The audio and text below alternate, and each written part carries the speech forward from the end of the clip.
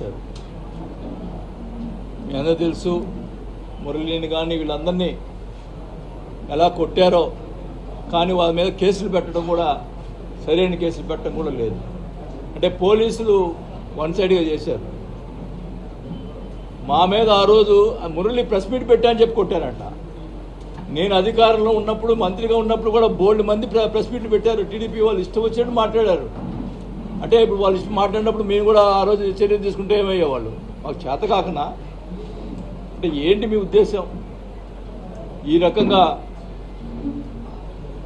చేయటం మంచి పద్ధతి కాదు.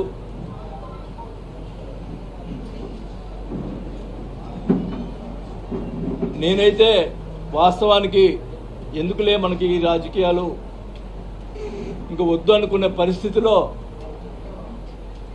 మీరే నన్ను మళ్ళా తీసుకొచ్చారు రాజకీయాలకి. ఈ ప్రతిపక్ష వాళ్ళని కూడా ఈ సభాముఖంగా తెలియజేసుకుంటా ఉన్నా.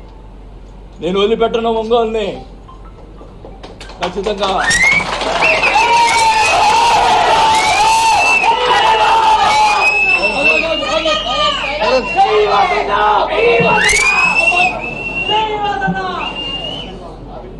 ఖచ్చితంగా చెప్తా ఉన్నా, నీకేమన్నా దమ్ము ధైర్యం ఉంటే నా మీద పగ తీసుకో, మామూలు కార్యకర్తల మీద కాదు. మేము తిరగబెడతాం. మా వాళ్ళు ఎక్కువ తక్కువేం కాదు.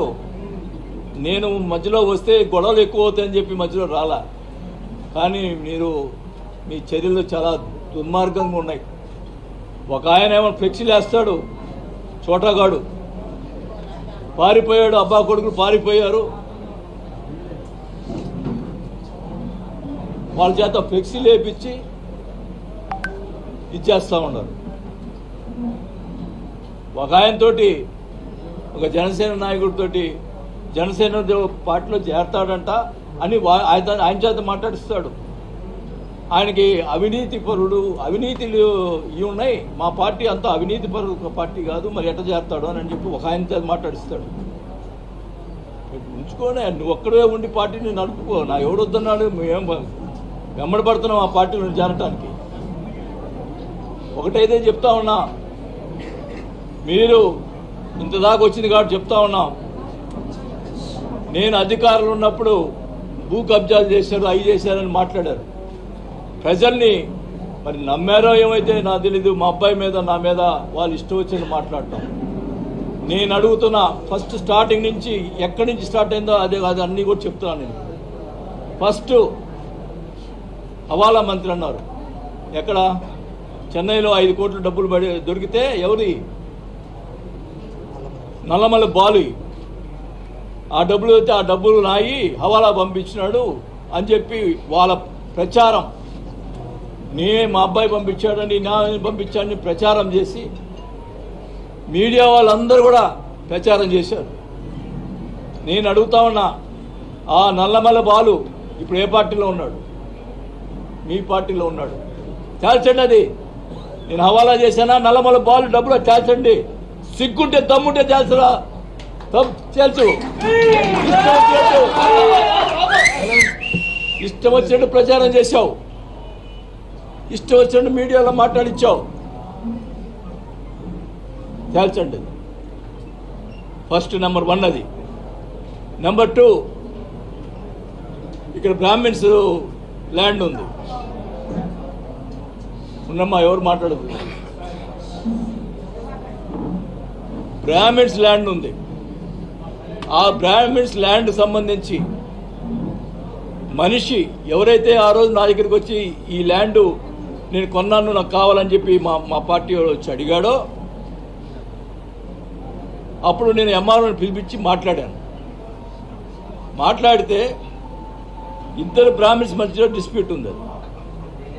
ఒక బ్రాహ్మణ్ అతని దగ్గర, ఒంగోలు వెంకట సుబ్బారావు అనే అతని దగ్గర అతను 7 కోట్ల రూపాయల డబ్బులు తీసుకున్నాడు. అతను అప్పు తీసుకున్నాడా, ఏం తీసుకున్నాడా, కాగితాలు రాసిచ్చాడు, డబ్బులు రిటర్న్ ఇవ్వలేదు. నేను ఎంఆర్ఓని పిలిచి అడిగాను, ఎవరిది ఈ డిస్ప్యూట్ సంబంధించిన ల్యాండ్, ఎవరిది కరెక్ట్ అంటే ఈ రెండో మూతి అనేది కరెక్ట్ అని చెప్పాడు.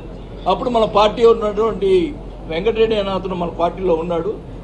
అది వాళ్ళకి సంబంధించిందంట, మీరు కొనుక్కున్నామంటే మీ ఇష్టం అని చెప్పన్నా. ఆ తర్వాత ఇప్పుడు ఆ వెంకటరెడ్డి తెలుగుదేశం పార్టీలో ఉన్నాడు. ఓకే కమాన్, నేను ఆ భూ కబ్జా చేసి ఉంటే మరి వెంకటరెడ్డి పిలిచి తేల్చండి. నువ్వు 7 కోట్లు అతని దగ్గర తీసుకొని అతను డబ్బులు ఇవ్వకుండా, నేను కాపాడాను అతను ఏం చేస్తాడోనండి, డబ్బులు ఇవ్వకుండా అతను భయపడతా తిరుగుతున్నాడు. ఇప్పుడు ఎవరు కాపాడుతారో నాకైతే అర్థం కావట్లా. అతను బతుకుతాడో చచ్చిపోతాడో. వీళ్ళు చేసే అక్రమాలు చూస్తుంటే, ఈ చేసేటువంటి అవినీతికి, ఈ చేసేటువంటి అరాచకాలు చూస్తుంటే పాపం వెంకట సుబ్బారావుని ఎవరు బతికిస్తారో నాకైతే అర్థం కావట్లా. అతను డబ్బులు ఇవ్వాలా, అతను కోర్టులో డిగ్రీ తెచ్చుకున్నాడు, డబ్బులు 9 కోట్లు కట్టాలని చెప్పి దాదాపు అది కరెక్ట్గా అమౌంట్ నాకు తెలియదు. అలాంటి పరిస్థితుల్లో అది రెండోది. మూడోది, పెద్దిరెడ్డి సూర్యప్రకాష్ రెడ్డి ఆయన భూ కబ్జా చేశాడన్నారు, దానికి నేను సపోర్ట్ చేశాడన్నారు. ఇప్పుడు పెద్దిరెడ్డి సూర్యప్రకాష్ రెడ్డి ఏ పార్టీలో ఉన్నాడు? ఆ రోజు నేను సపోర్ట్ చేయకపోతేనే నన్ను దగ్గర దూరం అయిపోయాడు, నీ దగ్గర చేరాడు. తెలుసు అప్పుడు అది నీ భూ కబ్జా ఎవడు చేశాడో. నీకు దమ్ముంటే ఎక్కడున్నా తెలుసు. నువ్వు ఇప్పుడు అధికారంలో ఉన్నావు. ఏ ఎమ్మెల్యే కూడా, మన పార్టీ వాళ్ళు కొంతమంది బాధపడుతున్నా కూడా నేను సిట్ వేశాను, తేల్చమని చెప్పాను. ఎస్పీకి కలెక్టర్కి వాళ్ళు సరిగ్గా పని చేయకపోతే సీఎం కంప్లైంట్ చేశాను. నేను నా క్యారెక్టర్ అది. ఈరోజు అధికారం లేదు కాబట్టి నువ్వు ఏమైనా చేయగలవు, నువ్వు రుజువు చేయాలా. నీ ఇష్టం వచ్చినట్టు ప్రచారాలు చేసి మా అబ్బాయి మీద క్యారెక్టర్ని దెబ్బతీసావు, ఇష్టం వచ్చినట్టు చేసావు.